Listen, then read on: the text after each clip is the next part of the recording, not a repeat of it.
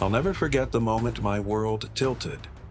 There I was, carefully arranging sun-ripened tomatoes in weathered wooden baskets, when the sharp click, click, click of designer heels pierced the quiet.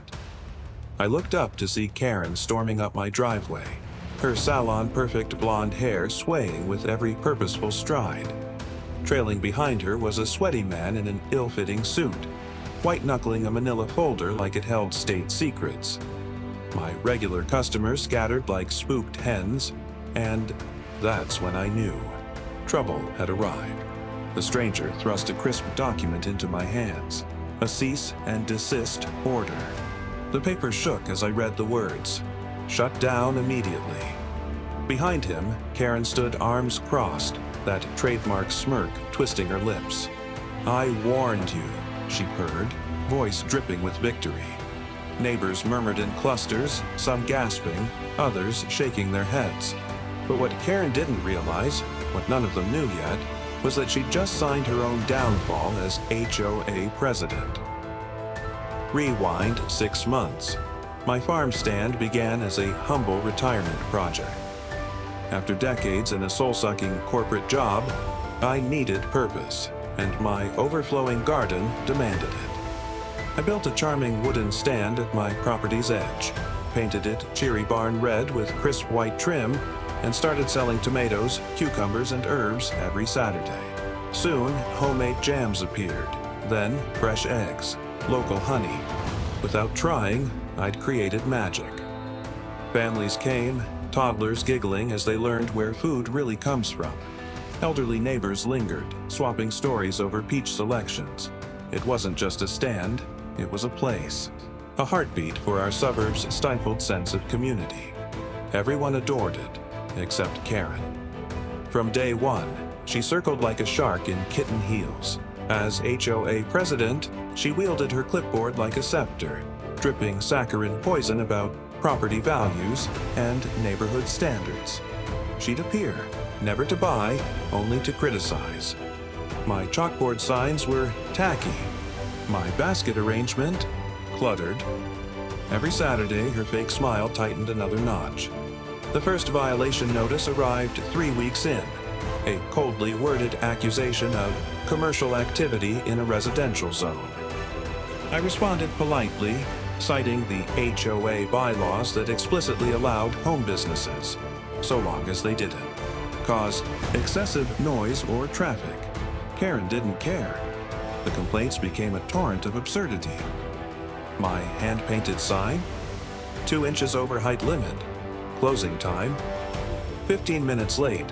The smell of fresh strawberries, apparently an attractive nuisance. I played nice, adjusted the sign, shortened hours, even left a basket of heirloom tomatoes on Karen's porch with a "From my garden to yours" note. Big mistake. Next HOA meeting, she weaponized that gesture. "Bribery," she gasped, clutching her pearls. Her performance was Oscar-worthy. Voice, trembling with faux concern as she prophesied the stand, eroding our community's character. The board shifted uncomfortably, but no one dared contradict her. Then Karen went nuclear. Door to door, she marched with a petition warning of rodent infestations, plummeting home values, and our street degenerating into a flea market. Most neighbors shut doors in her face, but she scraped together just enough signatures from reclusive retirees who'd sign anything to end the interrogation. The special meeting was a spectacle. Standing room only. Karen took the podium like a prosecutor delivering a closing argument, waving her petition like damning evidence. "First it's zucchini," she shrilled. "Then food trucks. Then, God help us, parking meters." I waited, took notes, let her hang herself with her own hysteria. When my turn came, I spoke simply. The little girl who'd planted her first sunflower seed from my stand. The widower who'd found friendship over my strawberry jam. The community that had bloomed beside my tomatoes.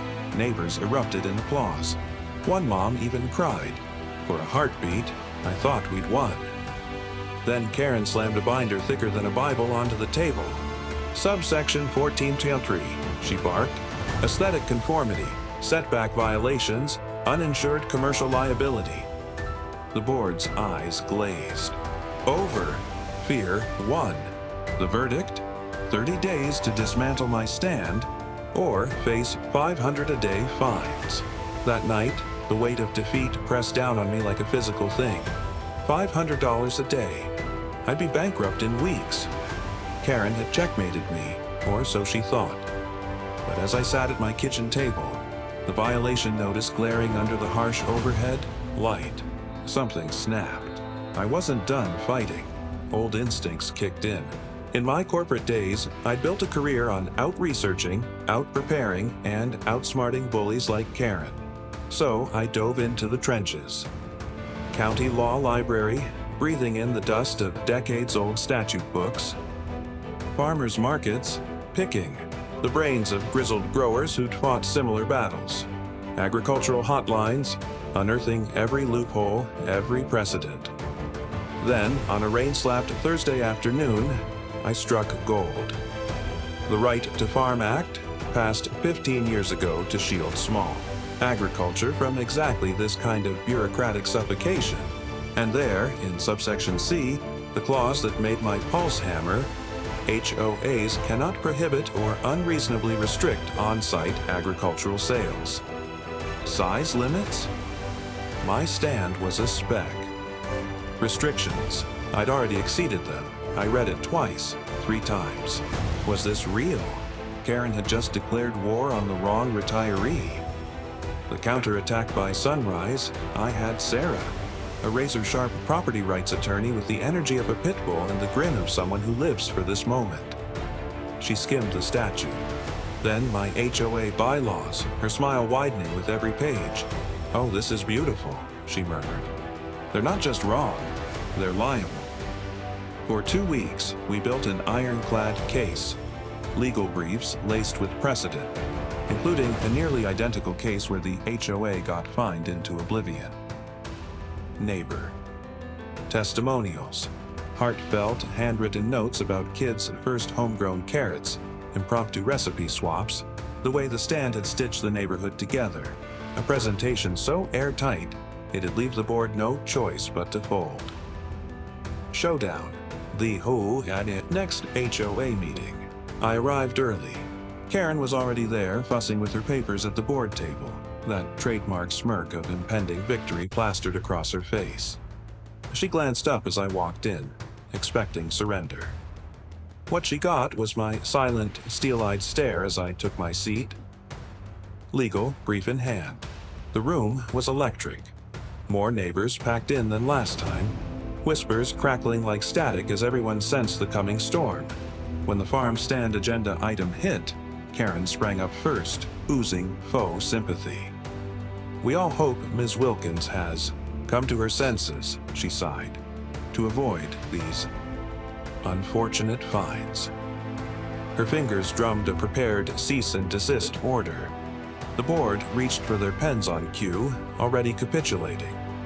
Then I stood. "Before you sign anything," I said, voice steady, "the board needs to hear this." Sarah rose beside me, briefcase clicking open.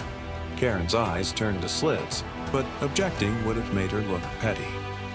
Board President Robert, a man who always looked like he'd rather be anywhere else, waved us forward. "Proceed." Sarah's masterclass. She didn't just present. She detonated. First, the Right to Farm Act glowed on the projector screen, its text looming over the room like a gavel. "This isn't interpretation," Sarah said. "It's law." She sliced through every HOA objection. Size limits? My stand was a postage stamp? Product origin? Everything came from my soil? Community impact? She flashed photos of kids grinning with sun-warmed strawberries. Then, the kill shot. Under Section 7.2, Sarah continued, an HOA interfering with protected AG operations faces $10,000 per violation plus legal fees. A pause. Your cease and desist alone counts as 3 violations. The room stopped breathing. Karen's unraveling. I wish I'd filmed it. Her smirk melted into open-mouthed shock, a goldfish tossed onto pavement. This is... You can't. We need. Our lawyer. The board panicked. Robert called a recess and they huddled like guilty jurors, shooting Karen dagger glances. She stood isolated, face blotchy, fingers knotting her pearls.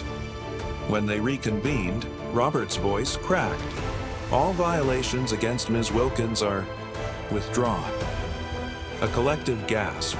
Someone clapped, but Sarah leaned in, whispering, "They think this ends here. It doesn't." Sarah didn't sit down. Instead, she straightened her blazer and delivered the final blow. My client will be seeking compensation for harassment, legal fees, and willful violation of her protected rights. A beat. And the board may want to consider who led you into this very expensive mistake. Every head swiveled to Karen. The fallout, what followed, was beautiful chaos. The HOA's insurance company gutted them. Investigators pored over minutes, uncovering how one board member had warned Karen about the legal risks, only for her to sneer, "Since when do we let tomato stands rewrite our bylaws?" Denied coverage. The insurer's verdict was brutal. Willful disregard of state law. At the emergency board meeting, Karen sat in the cheap seats for once. One by one, former allies threw her under the bus. She insisted we stand firm. Said you were bluffing. Called it a hill worth dying on. The vote to remove her was unanimous. Collateral damage, but karma wasn't done. Karen's real estate career imploded. Clients fled.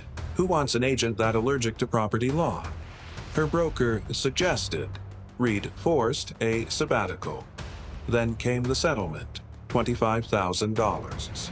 Plus legal fees, since insurance wouldn't touch it. Every homeowner got a $300 special assessment bill. The last shot. The final meeting was poetic justice.